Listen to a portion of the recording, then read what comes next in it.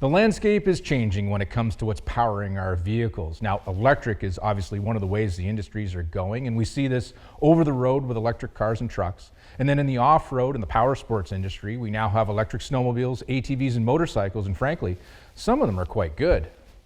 Now, I don't want to get into the debate about how government mandates are influencing the choices manufacturers and consumers are making. Instead, let's simply agree that times are changing both now and in the future. And I wanted to focus on the present, because the gasoline that we consume in our vehicles, especially our vintage vehicles, well, it's changing right now.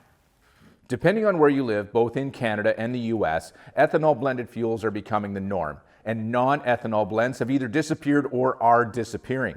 I was lucky. Typically in my area, the 91 octane rated fuel was non-ethanol, but that's changing. For new vehicles, this isn't an issue. Modern fuel systems are designed to cope with ethanol in the fuel, but older vehicles like these are not, and ethanol fuels can be a real problem.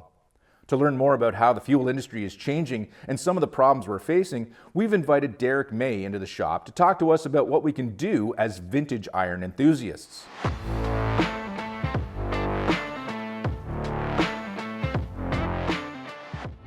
I'm seeing, with older sleds, and it doesn't even really have to be that old, even into the early 2000s, some of those fuel systems, especially ones that had carburetors in them, correct, weren't necessarily designed for an E10 or the ethanol blends that we see now. Exactly. You'll get that gum in them. You'll see hoses breaking, some seals cracking, and it's just, in a lot of cases with rubber and alcohol, ethanol, you'll see it drying out of it. You see it when you get alcohol on your hand, when you get a cut. Your skin dries out, the same with rubber. Yeah, and it'll degrade plastic to the point where it'll actually crack and snap. I've seen rubber hoses in the past with older ATVs and power sports equipment where that hose literally turns to jelly in your hands, and it's terrible stuff to get off. Yes. And then, of course, with old snowmobiles, same thing, and plug carburetors and growth and corrosion and corruption in there, and there's nothing we can do about it, right? Yeah, even floats becoming brittle and starting to break apart. Unfortunately, there's nothing we can do about the fuel itself. So what are some of the ways that you have found or suggested to your customers that what they can do to help slow down the problems that we're having with ethanol fuel, especially when we're dealing with older sleds? So the biggest thing with ethanol is A, the alcohol content, and then B, the water absorption. What we've found is people, and it only happens when it's stored. If you're using it all the time and you're running the fuel through, you're not going to be running into those issues. Mm-hmm. It's when you put your sled away in the spring and you go to fire it up in the fall.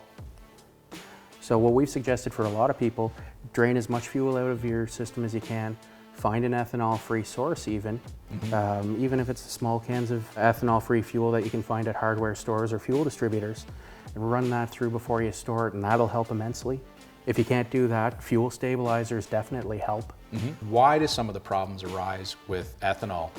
We talked earlier about it being hygroscopic and pulling in water from the atmosphere. So explain that to me again. So it'll pull in water from the atmosphere, from condensation, from anywhere it can, but it'll hit a saturation point where all of a sudden you'll start to get phase separation to the point where you'll actually see water below the fuel.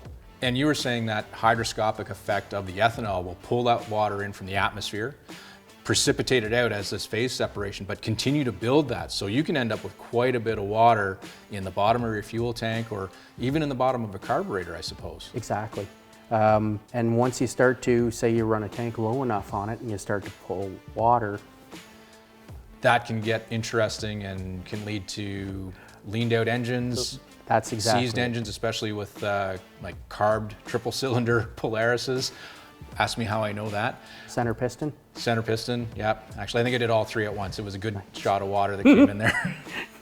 But that was with my old 650. The silver lining about that was I was able to bore at 60 over after that because I had no choice. Nothing wrong with that. Nothing wrong with that. Now, this also goes well beyond snowmobiles. I mean, people should be thinking about this if they've got older generators, older motorcycles, race cars. All of this stuff is something that has to be thought about now as ethanol is becoming ever increasing in our fuel.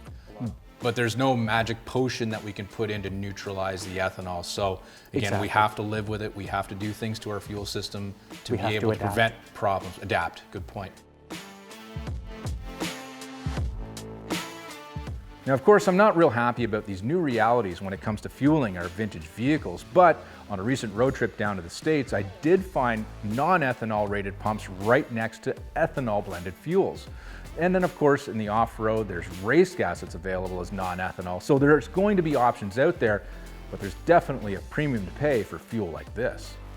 Moving forward for all of us with vintage iron, where updating the fuel system to accept ethanol in the fuels just isn't possible, what to do with that ethanol in the fuel is something we're going to have to think about, especially when vehicles are going to be stored for a long period of time.